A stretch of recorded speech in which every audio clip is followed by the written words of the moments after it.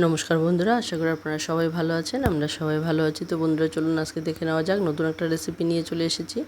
তো প্রথমে দিয়ে দিচ্ছি 1 বাটি পরিমাণ জল। তো বন্ধুরা, দেখতে পাচ্ছেন এখানে ঠান্ডা জল। আপনারা চাইলে কিন্তু উষ্ণ জলও নিতে পারেন। তো এখানে আমি ঠান্ডা জলই নিচ্ছি। আর এখানে এর মধ্যে আমি দিয়ে দেবো 1 চামচ পরিমাণ ইস্ট।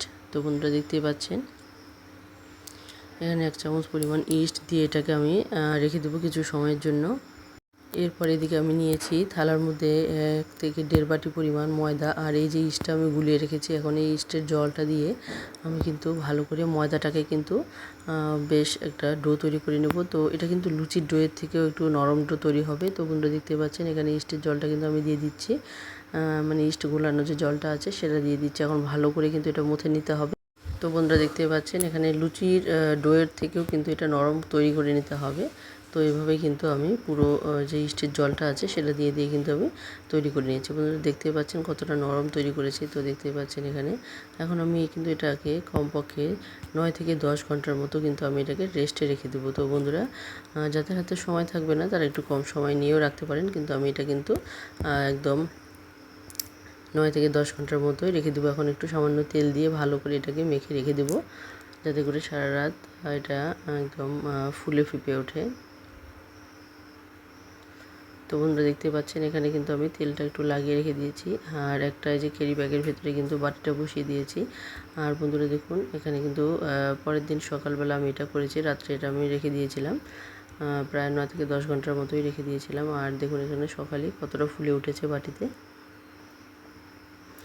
তো দেখতেই পাচ্ছেন এখানে এখন খুলে আপনাদেরকে দেখিয়ে দিচ্ছি কতটা ফুলে ফুঁপে উঠেছে। তো দেখুন কতটা সফট হয়েছে, জালিদার হয়েছে।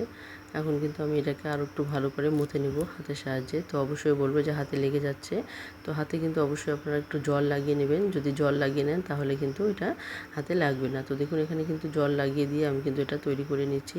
তো দেখতে পাচ্ছেন জল লাগানোর পরেও কিন্তু অনেক সময় লেগে যাচ্ছে। তো আপনারা যদি বারবার জল হাতে নিয়ে একটু করেন তাহলে দেখবেন খুব সুন্দরভাবে কিন্তু এটা উঠে আসে। তো বন্ধুরা, দেখুন একটা কিন্তু বসিয়ে দিয়েছি, এটা ছোট্ট একটা হাঁড়ি আমি নিয়েছি। তো এখানে কিন্তু আমার 3টা একসঙ্গে হয়ে যাবে। তো দেখুন এখানে জল হাতে লাগিয়ে কিন্তু সমান মসৃণ করে দিচ্ছি।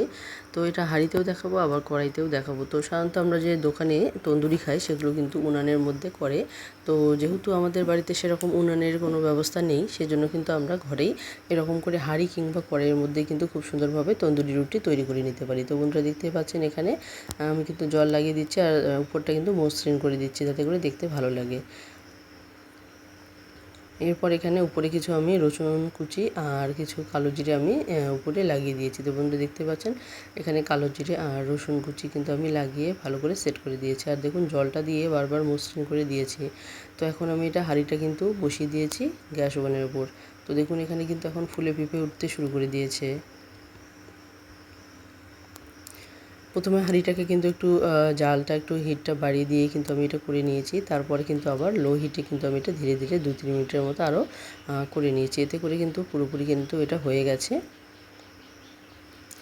এখন হাঁড়িটাকে একটা কোনো কিছু মানে কাপড়ের সাহায্যে বা আপনারা যে কোনো চিমটার সাহায্যে কিন্তু ধরে এটাকে উল্টো দিক করে কিন্তু আগুনের আঁচের মধ্যে কিন্তু এটা সেঁকে নিতে হবে, তাহলে কিন্তু এটা খেতে বেশ সুস্বাদু হবে। তো বন্ধুরা, দেখতে পাচ্ছেন তো আমি কিন্তু এটা কড়াইয়েও করে দেখাবো আপনাদেরকে। তো দেখুন এখানে কিন্তু উপরে আমি এখন বাটার ব্রাশ করে নিয়েছি। তো আপনারা চাইলে কিন্তু ব্রাশের সাহায্য করতে পারেন কিংবা এটা কিন্তু চামচের সাহায্যেও করতে পারেন। তো বন্ধুরা, দেখুন আপনাদেরকে দেখিয়ে দিচ্ছি, এই যে আমরা যদি চামচের সাহায্যে করি তাহলে কি হয়, অনেক সময় এরকম করে গলে পড়বে। তো অবশ্যই বলবো যাদের কাছে ব্রাশ নেই তারা কিন্তু চামচ লাগিয়েও কিন্তু এভাবে পুরোপুরি কিন্তু বাটারটা লাগিয়ে নিতে পারেন। তো বন্ধুরা, দেখুন এখানে কিন্তু পুরোপুরি আমি বাটারটা লাগিয়ে নেওয়ার পর আবারও একটুখানি সেঁকে নেব, যাতে করে বাটারের ঘ্রাণটা খুব সুন্দরভাবে এই তন্দুরির মধ্যে লেগে যায়। তো বন্ধুরা, দেখুন একটা কাপড়ের সাহায্যে কিন্তু আমি ধরে নিয়েছি। তো অবশ্যই এটা কিন্তু একটু বিপজ্জনক, মানে এটা কিন্তু প্রচণ্ড গরম হয়ে গেছে।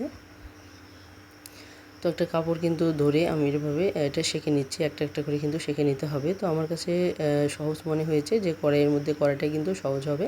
তো আপনাদের কাছে যেটা সহজ মনে হবে সেটা কিন্তু আপনারা অবলম্বন করতে পারেন। তো বন্ধুরা, এটা কিন্তু খেতে বেশ মজাদার হয়েছে। তো এটা কিন্তু তন্দুরি কিন্তু আমি পনির দিয়েই এটা পরিবেশন করব। তো দেখুন এটা কিন্তু হাঁড়িটার মধ্যে হয়ে গেছে। আমি এটা এখন রেস্টে রেখে দিয়েছি, এটা ঠান্ডা না হওয়া অবধি কিন্তু ওঠানো যাবে না। আর এই যে আমি এটা কড়াইয়ের মধ্যে একটা বসিয়ে দিয়েছিলাম ঠিক একইভাবে। আর উপরে এখন একটু বাটার মিশিয়ে দিচ্ছি। তো দেখতে পাচ্ছেন, তো তো বাটারটাকে লাগিয়ে দিচ্ছি। তো এইভাবে কিন্তু বাটার আপনারা লাগিয়ে দিতে পারেন কিংবা ব্রাশের সাহায্যেও লাগিয়ে দিতে পারেন। তো এখন আমি এটাকে উল্টে আরেকটু সেঁকে নেব। তো এক সাইড কিন্তু এটা হয়ে গেছে, পুরোপুরি পেছনটা হয়ে গেছে। আর এখন আমি এটাকে উল্টে আরেকটু সেঁকে নেব। তো বন্ধুরা অবশ্যই আপনাদেরকে দেখাবো। তো দেখুন এখানে কিন্তু আমার হয়ে গেছে। আমি যে হাঁড়ির মধ্যে ছিল সেটা কিন্তু আমি তুলে নিয়েছি। তো বন্ধুরা দেখুন কতটা লোভনীয় হয়েছে। তো আপনারা চাইলে কিন্তু বাড়িতে খুব সহজেই এই তন্দুরিটা তৈরি করে নিতে পারেন। তো বন্ধুরা দেখুন এখানে পনিরের সঙ্গেই কিন্তু আমি রেডি করেছি এটা খাওয়ার জন্য। তো এটা কিন্তু কড়াই পনির বানিয়েছি, অবশ্যই আপনাদের সঙ্গে সেটাও শেয়ার করব।